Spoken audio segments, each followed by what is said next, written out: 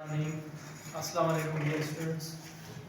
हम आज पढ़ रहे हैं डिस्पेंसर, उसका टॉपिक पढ़ रहे हैं। आज का टॉपिक है वैक्सीनेशन। जब बात वैक्सीनेशन की आए तो वैक्सीनेशन से मुराद वैक्सीन के ज़रिए हम इलाज करें, उस लफ्ज़ को, उस अल्फाज को कहा जाता है वैक्सीनेशन। आई समझ में? यानी vaccination means immunization with vaccine, यानी वैक्सीन के जरिए हम हमारी इम्यूनिटी को बनाएं। इम्यूनिटी एक बॉडी की मुदाखलत है, एक कुव्वत है जो जरासीम के खिलाफ होती है। ये ऑलरेडी मैंने आपको पढ़ाया था, आ रहा है ना समझ में? ठीक है। इम्यूनाइजेशन या वैक्सीनेशन जाए, immunization, vaccination, immunization with vaccine, यानी हम वैक्सीन के जरिए, टीकों के जरिए हम इम्यूनिटी को बढ़ाएं, उसे हम कहते हैं वैक्सीनेशन। आ रहा समझ में? क्लियर है ना? अच्छा, आगे वैक्सीन खुद क्या होती है, ये आज का टॉपिक है आपका। वैक्सीन क्या है और उसके टाइप्स कौन कौन से हैं। ठीक है, वैक्सीन क्या है? वैक्सीन आमतौर पे हम यूज करते हैं किसी न्यूबॉर्न बेबी से लेकर और कितने मंथ तक ये ईपीआर चार्ट लगता है? 14 मंथ तक बूस्टर डोज लगता है। ईपीआर चार्ट आपको मैंने पढ़ाया था, एक्सपेंडेड प्रोग्राम ऑफ इम्यूनाइजेशन, उसमें एक सेपरेट वैक्सीन लिखी हुई है। ठीक है। अब वैक्सीन क्या है? केमिकल है, केमिकल्स होते हैं, ठीक है, जो हम यूज करते हैं हमारी इम्यूनिटी को बूस्टर करने के लिए। समझ आ रहे हैं? यानी हमारी बॉडी की जो मुदाखलत है पैथोजन के खिलाफ बनाई जाए तो वैक्सीन, उसे क्या कहते हैं? वैक्सीन। ठीक है। वैक्सीन क्या है? Vaccine are chemicals to build a body. ये केमिकल होते हैं जो बॉडी को बढ़ाने में या बनाने में हेल्प करते हैं। अच्छा, अब इसे केमिकल को ध्यान में रखते हुए सवाल यहाँ पे आता है, इम्यूनिटी क्या है? इम्यूनिटी हम सिंपल अल्फाजों में कहते हैं बॉडी की ऐसी ताकत जो जरासीमों के खिलाफ हो। इसे हम इंग्लिश में कहेंगे रेजिस्टेंस पावर अगेंस्ट पैथोजन। भाई जो पैथोजन है वो बैक्टीरिया की फॉर्म में है, वो वायरसेस की फॉर्म में है, या कोई फंजाई की फॉर्म में है, या कोई प्रोटोजोन की फॉर्म में है, और वही पैथोजन हमारी बॉडी में बीमारियां काज करते हैं। ठीक है। अगर इन पैथोजन को हम किल कर दें तो उसे कहा जाता है इम्यूनिटी, यानी बॉडी की ऐसी काबिलियत जो जरासीम के खिलाफ हो, resistance power of body against pathogen, यानी रेजिस्टेंस हम कहते हैं रोकना किसी जरासीम को। अब जाहिर है मैंने आपको ये भी पढ़ा था भाई, इम्यूनिटी के टाइप्स होते हैं, कौन कौन से बताएगा मुझे कोई? इम्यूनिटी के कौन से टाइप है?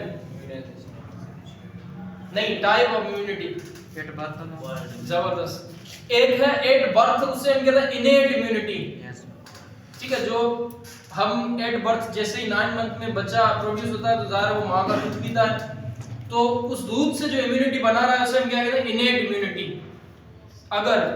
अगर ये इम्यूनिटी हमारी ना हो तो जाहिर वो बंदा जल्दी बीमार हो जाएगा, और उसमें बीमारियां बहुत सारी होती हैं। आपने अक्सर करके देखा होगा कि जो लोग जल्दी बीमार हो जाते हैं ना, वो क्यों होते हैं?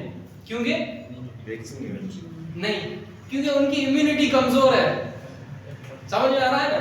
yes, या सपोज करें अगर वैक्सीन नहीं लगवाई है, 8 बर्थ से लेकर 14 वीक्स तक या मंथ तक हमने नहीं लगाया बूस्टर डोज, तो भी हमारी इम्यूनिटी जो है वो क्या होगी?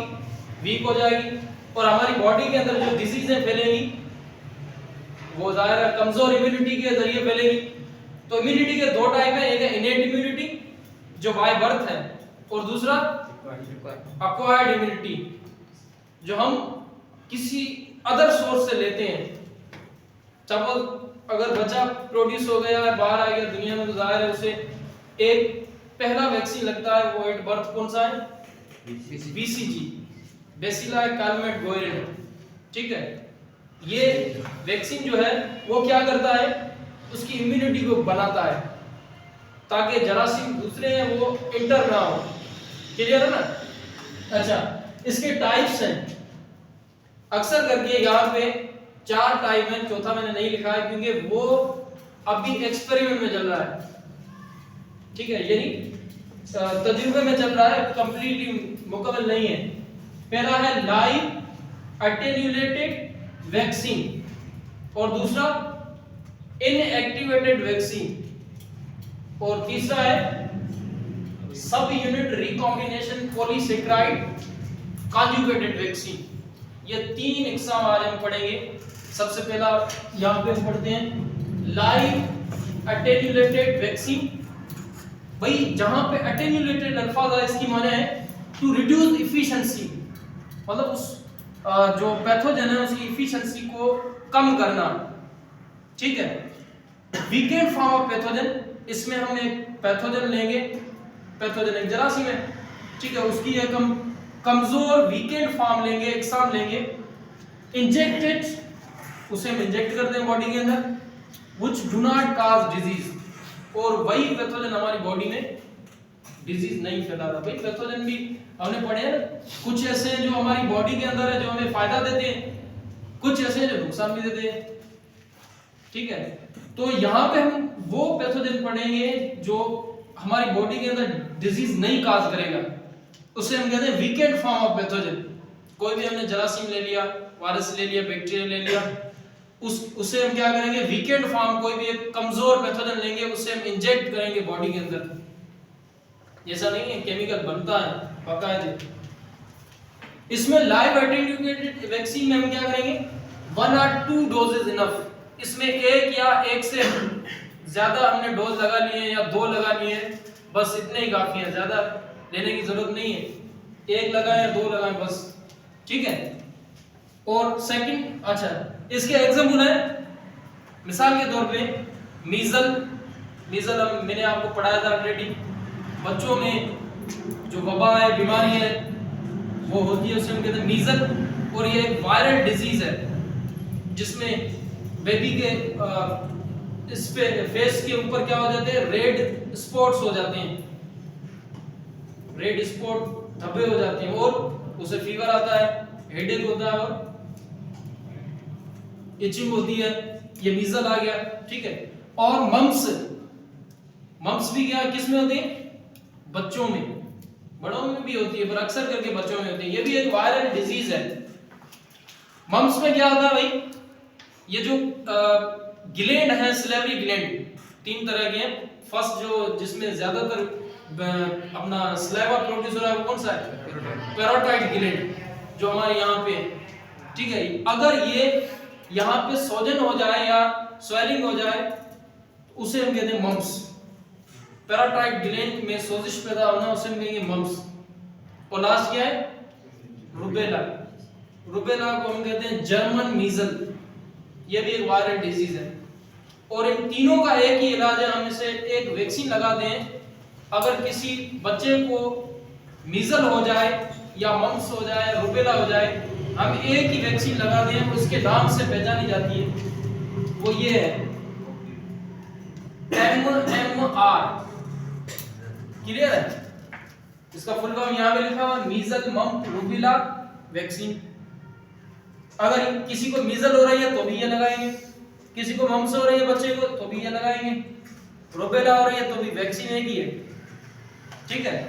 और ओपीवी, ओरल पोलियो वैक्सीन, ये फॉर्म हो गई। First form live attenuated vaccine, second है इनएक्टिवेटेड वैक्सीन। अब इनएक्टिवेटेड से मुराद यहां पे लिखा हुआ है, इनएक्टिवेटेड मतलब क्या है, इनएक्टिव हो ना, एक्टिव नहीं हो। Use killed variant of pathogen, इसमें हम कोई पैथोजन लेंगे और उसे हम इस्तेमाल करेंगे बस ये किल्ड वेरिएंट के बेस पे, मतलब वो पैथोजन ऑलरेडी मरा हुआ होगा, उसी के अंदर हम वैक्सीन बनाएंगे, उसे हम कहते हैं इनएक्टिवेटेड वैक्सीन। अब उसमें हमने पढ़ा था 1 या 2 डोज काफी है। इसके इनएक्टिव वैक्सीन के मेनी डोजेस आर रिक्वायर्ड, बहुत सारे डोजेस लगे तो भी मसला नहीं, लग सकते।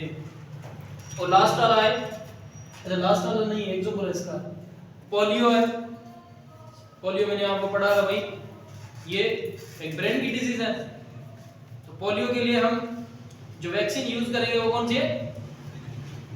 Inactivated vaccine. और हेपेटाइटिस ए, अब हेपेटाइटिस क्या है? इन्फ्लामेशन ऑफ लिवर, लिवर है उसकी इन्फ्लामेशन को हम कहते हैं हेपेटाइटिस, उसके भी टाइप है। ए है तो ए वायरस के थ्रू होगी, और दूसरी बी है तो बी के थ्रू होगी, और लास्ट सी है वो सी के थ्रू होगी। अगर ए वायरस के थ्रू हो रही है तो हम उन्हें कौन सी वैक्सीन लगाएंगे? Inactivated vaccine. और रेबीज, ठीक है, रेबीज फियर्स डॉग या वॉल्फ, डॉगी, उनके काटने से होती है। अगर किसी बंदे को रेबीज हुई है, ये भी नर्व डिजीज है, उसे खत्म करने के लिए भी हम इनएक्टिवेटेड वैक्सीन लगाएंगे। तो थर्ड लास्ट हमारे पास जो वैक्सीन आती है वो है सब unit recombinant polysaccharide and conjugated vaccine. ये अलग अलग है, नाम मैंने एक ही लिखा है पर सबका काम एक ही है, समझ गए?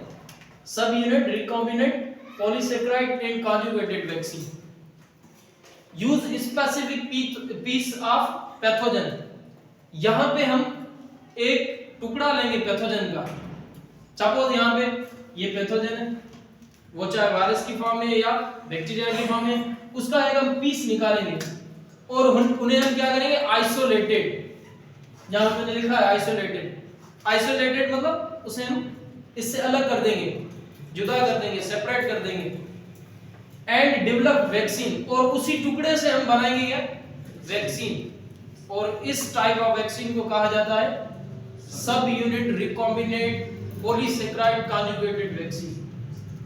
समझ गए ना? अच्छा, अब इसका एक पार्ट मखसूसन होता है, उस पार्ट को क्या कहते हैं? जो सेपरेट हो रहा है उसे हम कहते हैं एंटीजेनिक पोर्शन। भाई ये वो हिस्सा है जो किसी जरासीम का है, वो हमने ले लिया सेपरेट, उससे हम वैक्सीन बना रहे हैं। उस वैक्सीन को हम कहते हैं सब यूनिट रिकॉम्बिनेंट और पॉलीसेकेराइड एंड कॉन्जुगेटेड वैक्सीन। अब ये कहां पे लगती है? हेपेटाइटिस बी का जो पेशेंट है उन्हें भी लगा सकते हैं। इन्फ्लुएंजा है, ठीक है, स्नीजिंग आ रही है या रनी नोज हो रहा है, उसके लिए भी हम लगाते हैं ये फॉर्म जो लास्ट है। क्लियर है ना? बस ये यहां तक क्लियर थी, मजीद कर पड़ेगा।